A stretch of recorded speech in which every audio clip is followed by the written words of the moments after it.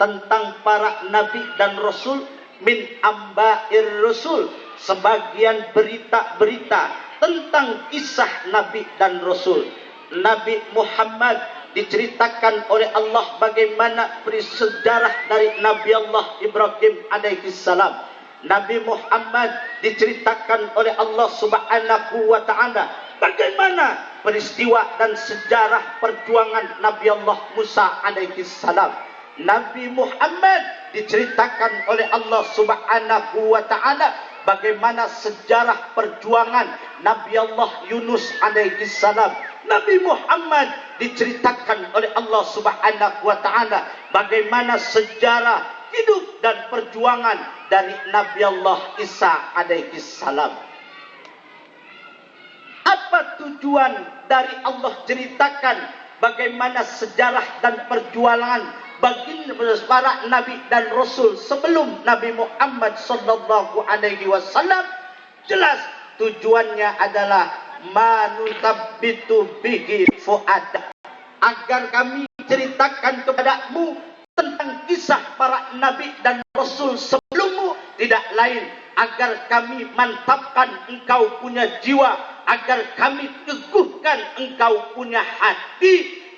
Itu maksud dari tujuan bagaimana Allah menceritakan para nabi dan rasul sebelum baginda Nabi besar Muhammad sallallahu alaihi. Yang jadi pertanyaan dalam diri kita, apakah jiwa nabi belum teguh? Apakah hati nabi belum mantap? Nabi kita hatinya, nabi kita teguh jiwanya, nabi kita tekadnya sudah bulat, siap untuk jatuh dan bangun dalam sebuah perjuangan meskipun halang rintang ada di hadapannya untuk memperjuangkan yang namanya agama Allah di muka bumi ini, yakni agama Islam.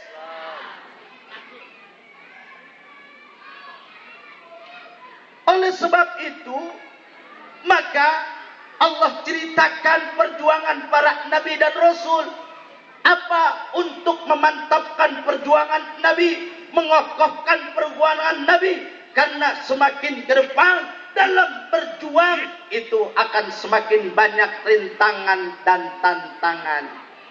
Maka waja'aka fi hadihi, dan akan datang dari kisah-kisah ini al-haqqu, yakni kebenaran akan kenabian dan kerasulan, wa mau'izah, dan pelajaran demi pelajaran, wa zikra, dan nasihat lil mu'minin, bagi orang yang beriman.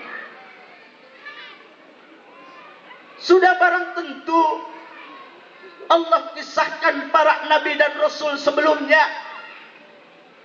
Ada pelajaran di dalamnya, ada nasihat di dalamnya untuk semakin memantapkan dakwah Nabi, memperkokoh dakwah Nabi. Karena ke depan tantangan dan rintangan dari orang-orang kafir begitu hebat dan begitu dahsyatnya. Lalu bagaimana dengan kita yang hatinya belum mantap, yang jiwanya belum kokoh? Oleh sebab itu menjadi satu kewajiban bagi kita untuk membaca sejarah, untuk menceritakan tentang sejarah, bagaimana sejarah orang-orang solih, bagaimana sejarah para nabi, bagaimana sejarah para rasul, bagaimana sejarah keluarga nabi, bagaimana sejarah sahabat nabi, bagaimana sejarah para tabi'in, bagaimana sejarah para tabi'in, bagaimana sejarah ulama-ulama kita yang solih dan istiqomah. Maka dasar dari ayat inilah yang mengangkat peristiwa mengenang salah satu guru kita, yakni Bapak Kiai Haji Tubagus Ahmad Rifai. Apa yang ingin kita angkat dari sejarah hidup perjuangan beliau? Mengutip hadis Rasulullah sallallahu alaihi wasallam, khairu khairukum man ta'allamal Qur'ana wa 'allamah. Sebaik-baiknya manusia, sebaik-baiknya orang di antara kalian adalah orang yang mempelajari Al-Qur'an dan mengajarkan Al-Qur'an. Bapak Kiai Haji Yuyut Wahyudin BA saksi sejarah bagaimana perjuangan beliau wabil khusus di Pademangan Barat ini untuk menumbuh kembangkan, menciptakan generasi Qur'ani. Untuk itu beliau tanamkan fondasi dengan mewujudkan lembaga yang namanya TKTPA Miftahul Anwar.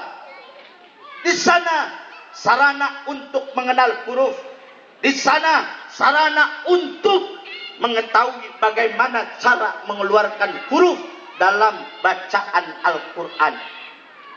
Ketika beliau sudah mewujudkan TKTPA, belum selesai perjuangan beliau sampai di situ. Kemudian beliau tingkatkan lagi dengan memunculkan yang namanya Jam'iyatul Qura Miftahul Anwar. Ini adalah kelanjutan dari TKTPA.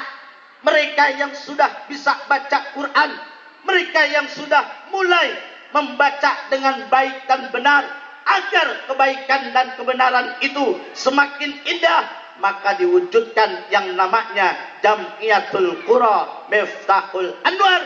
Dan salah satu alumninya yang kini muncul di masyarakat tidak lain adalah sahabat kita Al-Ustaz Ibrahim.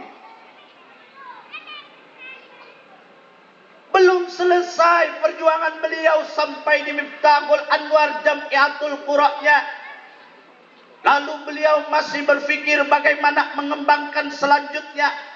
Yang kemudian pada akhirnya beliau pun masuk ke dalam mushola, beliau masuk ke dalam masjid, beliau dakwah di mana-mana, beliau sampaikan bagaimana tata cara membaca Al-Quran yang baik, lalu beliau terjemahkan, lalu beliau tafsirkan dengan satu harapan, baik santrinya maupun jamaahnya bisa memahami isi kandungan Al-Quran dan mengamalkan isi kandungan Al-Quran.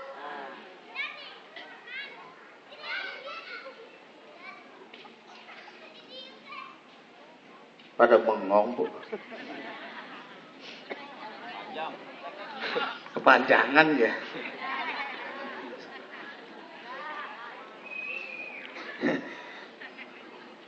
Sudah selesai. Ya udah. Saya mulai ngarepin kode Pancaswadi. Kalau gini udah.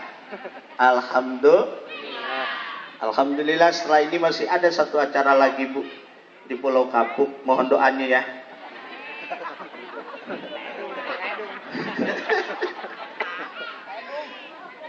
Nah, kalau musim maulid kasihan bini di rumah. Sampai di mana tadi, Pak? Jam'iyatul Qura belum selesai. Masjid musola beliau masuk, beliau ajarkan Al-Quran, bagaimana tata cara membaca Al-Quran yang baik dan benar, melihat ayat-ayat rahasia yang kemudian beliau terjemahkan, beliau kemudian tafsirkan agar jamaah, agar santri memahami dan mulai mengamalkan isi kandungan Al-Quran. Apakah perjuangan beliau sampai di situ? Belum selesai.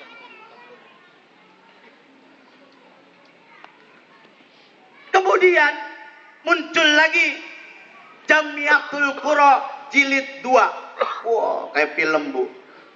Jilid 2. Apa yang beliau kembangkan? Bukan sekadar lagu-lagu Al-Quran, bukan saja memantapkan lagi nilai tajwid Al-Quran, tapi justru dikembangkan dengan adanya pendidikan dakwah, agar generasi muda bisa bicara, agar generasi muda bisa berpidato, agar generasi muda bisa berdakwah melalui mimbar. Maka dibentuklah oleh beliau pada saat Jam'iyatul Qura Miftahul Anwar itu pendidikan da'i di dalamnya.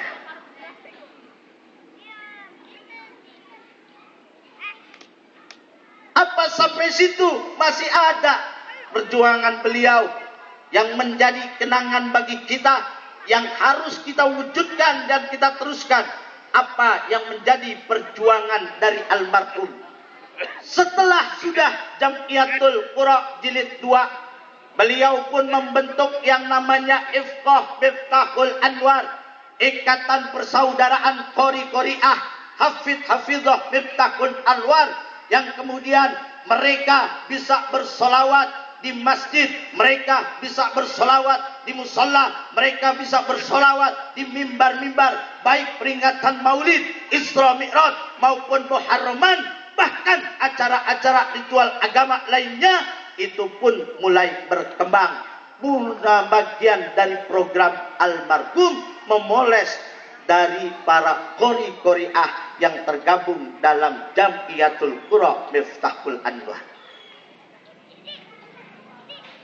Apa sudah selesai perjuangan beliau? Belum. Beliau masih berpikir dan berjuang lagi. Apa yang harus diwujudkan? Di antaranya tidak lain adalah memoles ustadz-ustadz muda, generasi-generasi penerus Islam yang kala itu bagaimana cara untuk berdakwah dengan baik.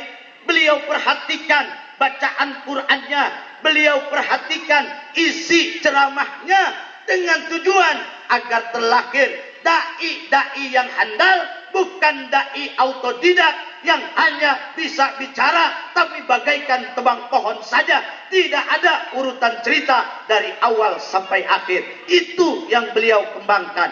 Maka boleh jadi jasad beliau kini tidak ada, beliau tidak ada di tengah-tengah kita, maka ruhul jihad beliau, perjuangan beliau akan diteruskan oleh santri-santrinya, akan diteruskan oleh jamaah-jamaahnya. Bahkan tadi guru kita mengatakan akan diteruskan perjuangannya oleh para sahabatnya.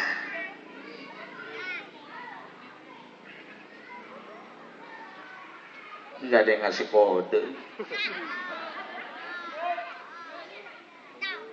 10:30. Udah. Oh, udah. Gitu dong. Saya lagi nyari kode. Nah, inilah yang kita dapatkan. Nabi Allah ceritakan tentang para nabi terdahulu agar mengambil pelajaran, mengambil nasihat yang itu akan bermanfaat bagi orang-orang yang beriman. Maka kita pun saat ini pun akan mengambil pelajaran dari almarhum guru kita. Semoga apa yang beliau sudah perjuangkan akan diteruskan oleh kita perjuangannya. Bahkan yang kedua, tidak lain adalah wazikra, peringatan, nasihat beliau yang handal cukup luar biasa sudah disampaikan oleh guru kita. Bahkan di antaranya beliau katakan, manfaatkan ilmumu walau sekecil apapun, manfaatkan ilmumu walau setetes pun. Namun jangan lupa ingat pesan Nabi, innama bi'ustu liutammima makarimal akhlak. Sesungguhnya Nabi diutus adalah untuk menyempurnakan akhlak. Artinya hiasi ilmumu, sebanyak apa itu ilmu, sedikit apa itu ilmu, dengan akhlakul, seperti yang disampaikan oleh guru kita Bapak Kiai Haji Wirta Amin As-Salam.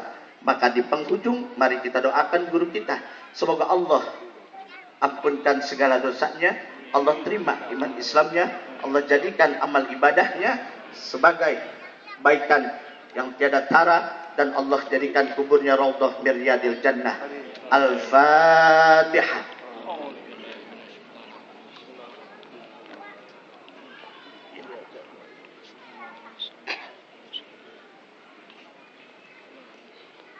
Amin ya Allah ya Rabbal Alamin. Mudah-mudahan apa yang dapat saya sampaikan hanya sekilas gambaran perjuangan beliau. Insya Allah para guru-guru kita yang ada di depan-depan kita ini lebih mengetahui perjuangan beliau, dan kita tekadkan malam ini insya Allah kita akan teruskan perjuangan beliau. Dan harapan saya beliau termasuk orang yang terbaik karena senantiasa mengajarkan mengamalkan isi Al-Quranul Karim. Dan mudah-mudahan beliau pun termasuk apa yang disampaikan oleh Nabi, yang senantiasa kehidupannya, ilmunya dihiasi dengan akhlakul karimah. Terima kasih atas segala perhatian. Mohon maaf atas segala kekurangan. Wallahu a'lam bishawab. Wallahul muwaffiq ila aqwamit thoriq. Tsumma assalamu alaikum warahmatullahi wabarakatuh.